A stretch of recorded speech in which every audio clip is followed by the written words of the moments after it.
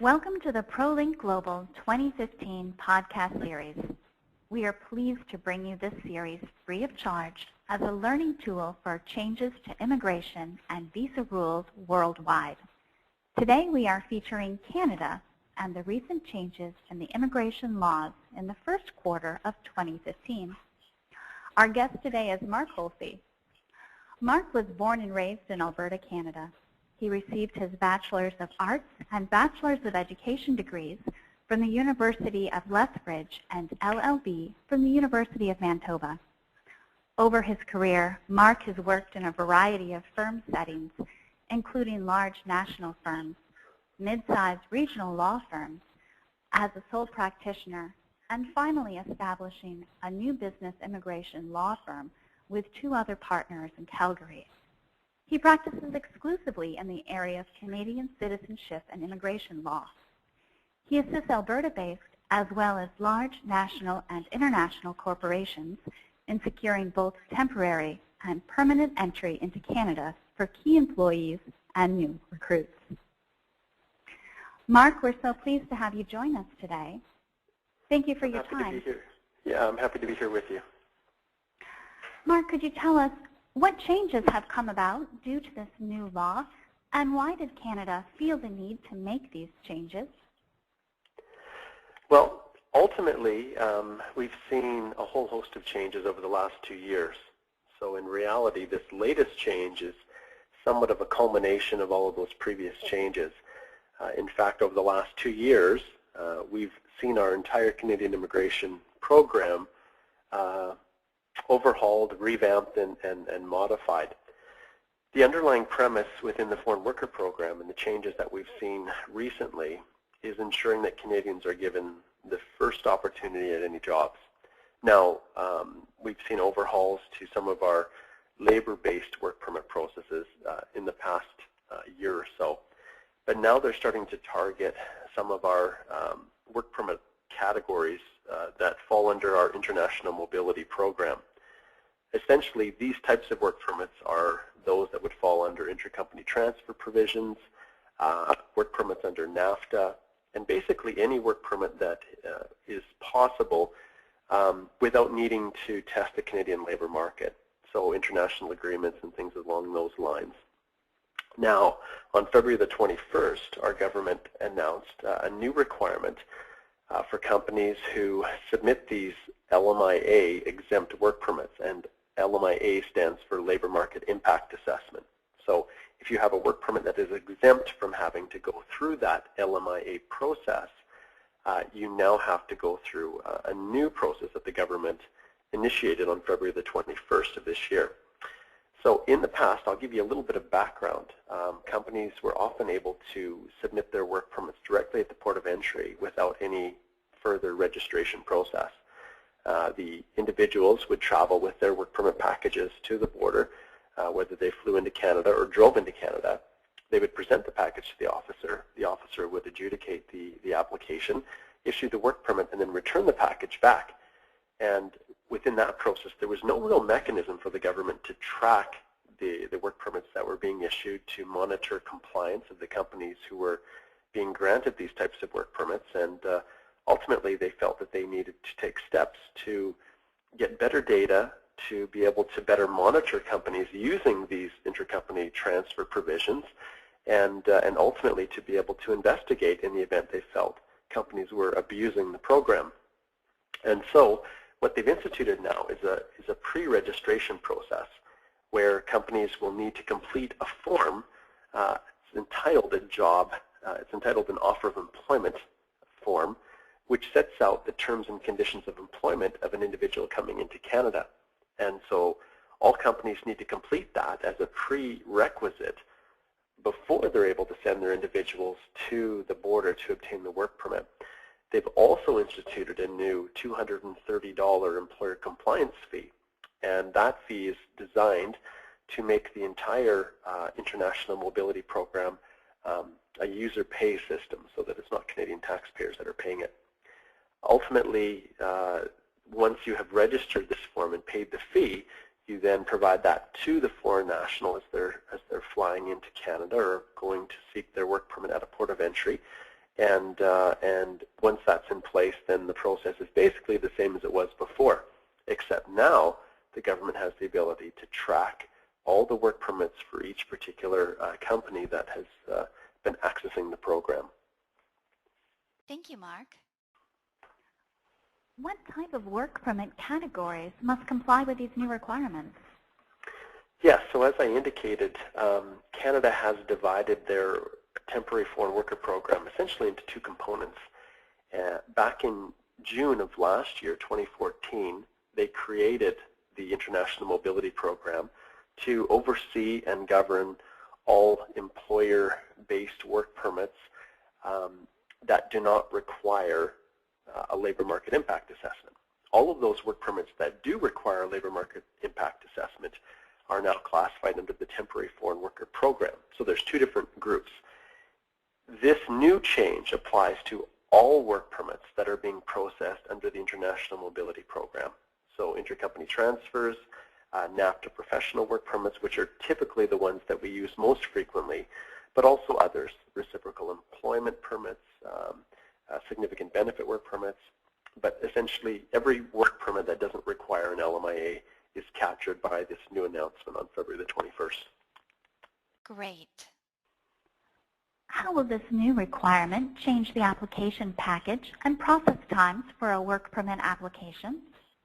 Okay, that's a good question. So we have been really quite spoiled here in Canada, and often we will get calls from our clients who have an urgent need to send someone to Canada, and not infrequently we could, we could put together packages really quickly without any delay and have the individual travel straight to the port of entry and obtain their work permit.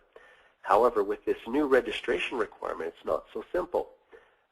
We actually need to register the offer of employment form and confirmation of paying that $230 fee directly to the Canadian government before the person can travel. At this stage, I'll be honest, there's a lot of uncertainty as to what use they're going to make of this form. At this stage, the officers on the border are as confused, I think, as all of us as to what their role is in the whole process. It appears right now that they're more focused on making sure that $230 fee is paid than any substantive content actually put into that form. But we're not sure what the future holds. And so any individuals who are traveling and planning to obtain work permits, if they're not aware of this new change and this new registration process and are unsure how to go about the process of paying the fee and complying with that requirement, what they'll see is their foreign worker will be trapped at the border until the individual form has been filed and fee paid, and that's then provided to that officer.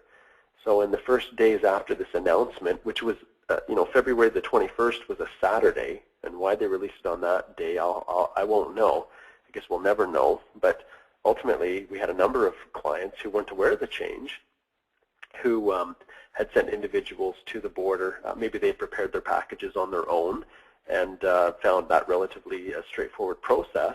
Well, now they're finding their foreign nationals are being caught at the border because they don't have this confirmation of having registered their company under the International Mobility Program.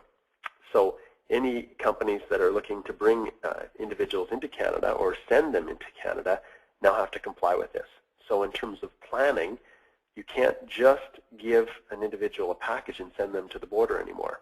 You have to make sure that the company has properly completed this form, which is very detailed and asks very specific information. You have to complete that, register it. Then, once you have that confirmation, and really it's a matter of printing off the email that you send and including that together with the attached documents with the individual who's applying for their work permit. You would include it all together in that package. You have to do all of that before you can actually send the person. So there's definitely a new level of administrative challenge with the process, which will inevitably cause delays for companies. Perfect. Mark, for those that are HR or immigration contacts in Canada, what sort of records should be kept? And should those with record-keeping responsibilities undergo any training? Yes. So companies that have had to access the labor market impact assessment process will be familiar with the types of records that will need to be kept. So if companies have some interaction with the temporary foreign worker program in the past, the similar types of documents that you would want to keep for that program would be the same ones that you would want to keep for this. Now, ultimately, we do not know how detailed the employer compliance reviews are going to be in the event the government decides to investigate a company and compel the production of supporting documentation. We're not sure if it's going to be as detailed and thorough as it is with the temporary foreign worker program, but in essence, if we were to identify some of the key documents, well, obviously, when you're sending someone to Canada as an intercompany transfer, it will be very important that that receiving entity have a copy of the package that was originally submitted.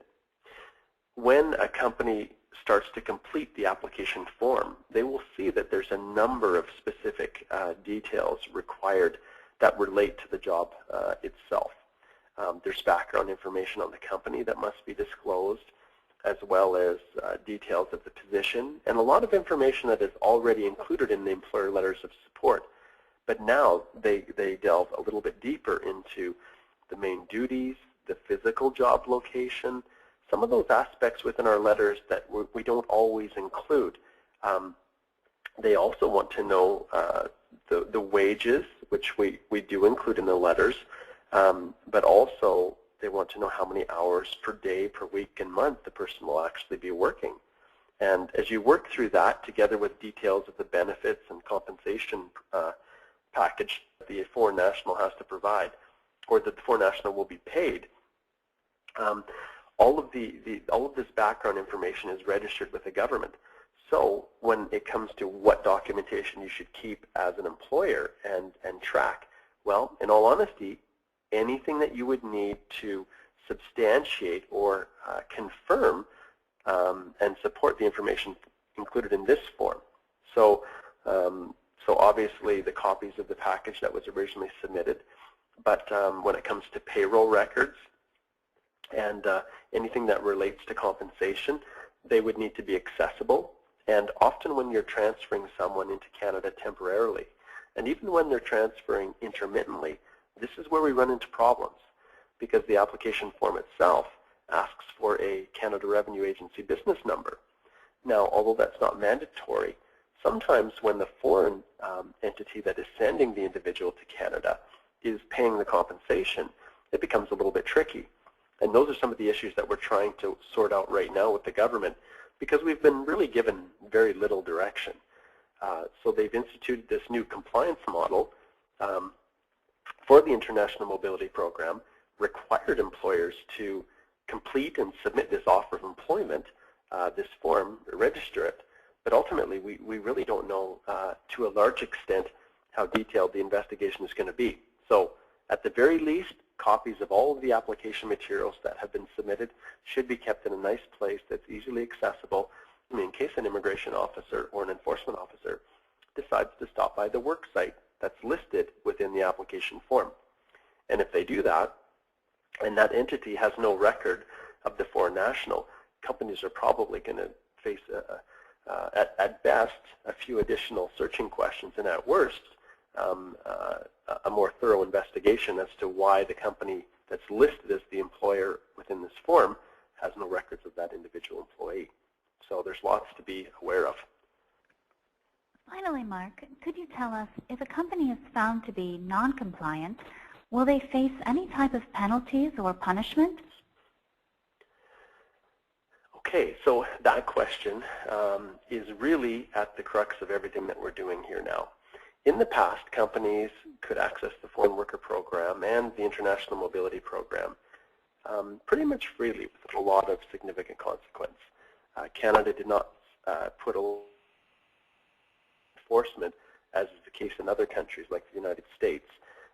It was extremely rare, if at all, for site visits for enforcement officers to show up at employer premises and conduct an on-the-spot investigation. Very, very rare for those things to happen.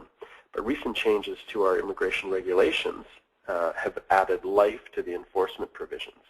And now officers have the ability to inspect and to show up without a warrant to conduct these site visits, to interview foreign workers, to compel employers to provide documents, and a whole host of other things that they never really did before.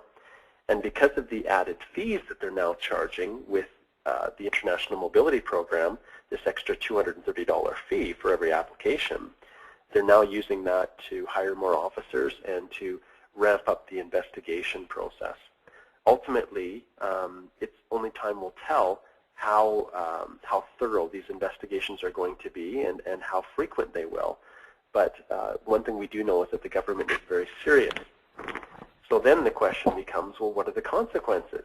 So if they are now ramping up their enforcement mechanisms and are hiring more officers to investigate, the question then becomes, what if they find noncompliance? What if they discover that an individual has been brought into one position and then is actually working in another because, you know, the company maybe wasn't aware, or the supervisor of that individual didn't realize that they couldn't move positions within the company after the transfer. Well, let's say an officer comes and does a site visit and discovers that and finds noncompliance. Well, what are the consequences? Well, it's very clear. The government has stated that if an individual or a company, I should say, is found to be noncompliant, then all of the ramifications that are set out in the Immigration and Refugee Protection Act will flow from that breach. And when you go to the form itself, it has pretty clear language on what that company has to do.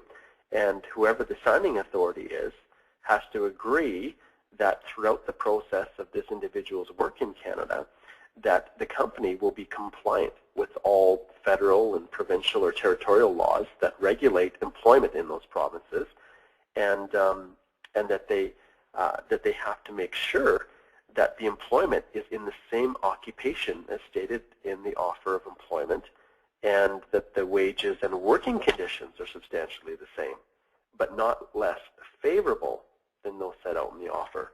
So these are new. These are new obligations, and this new declaration that is given is designed to bind an employer so that they can't come back and say, well, I wasn't aware of these obligations. So now every time an application is submitted, and this form in particular is registered with the government, the company makes this declaration, and the signing authority signs off that everything is true and correct within the application form. And there is some very specific language as well that indicates that if a false declaration has been made or information has been provided that is misleading, then it's possible that not only can the application itself be rejected, but it could lead to a finding of noncompliance and could be considered an offense under the Immigration and Refugee Protection Act. So then the question becomes, well, if we are found to be non-compliant as a company, what are the consequences of that? What are the penalties? Well, right now we know that the offenses themselves can include employing a foreign national that's not authorized to work in Canada, and so that provision relates specifically to someone who potentially is working outside the confines of their work permit, or maybe it's even a business visitor who's come into Canada and went through the border and said, I'm attending meetings, but in reality they're doing something that would constitute work under the Immigration and Refugee Protection Act. So there's a provision for companies who do that, and the fine, there's new fines that have been imposed, as well as imprisonment for some individuals who have willfully misrepresented on an application or counseled an individual to misrepresent. So the provisions include fines of up to $50,000, imprisonment, as I indicated, for up to 2 years, or both of them, both a fine and imprisonment, and employers who intentionally misrepresent or withhold information, which is also a very important factor, because companies can be found to have misrepresented an entry of a foreign worker if for providing misleading information or withholding information that would also be considered relevant to that application and, in fact, determinative as to whether or not that application would be approved. So that provision of false information can also lead to some pretty hefty fines of up to $100,000 and imprisonment for up to 5 years or both. So no longer is Canada this welcoming, open country that is forgiving and allows for companies to freely come and go, and if there is non-compliance, there's not very significant penalties imposed. Those days are all gone.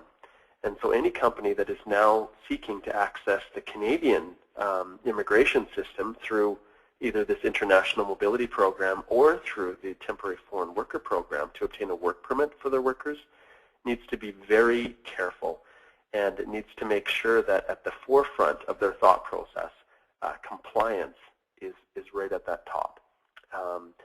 Obviously, with companies that have been going through this process and have really good internal practices for record keeping and internal compliance within their company, these changes are going to add somewhat of an administrative resource drain, if you will. But ultimately, good companies are not going to feel too impacted by this as compared to others that maybe have a tendency to push the envelope a little bit to get a worker in just because of the time frames or otherwise. So when sending people to Canada, if you have not gone through this new registration process, they simply won't get in. And so companies should be definitely aware of that. Thank you so much, Mark, for your insightful content and clear guidance on the changes in Canada. We appreciate that your time is critical, so sharing this vital knowledge with us and our global mobility clients is most appreciated. We look forward to having you back on our podcast series soon. From all of us at ProLink Global, thank you.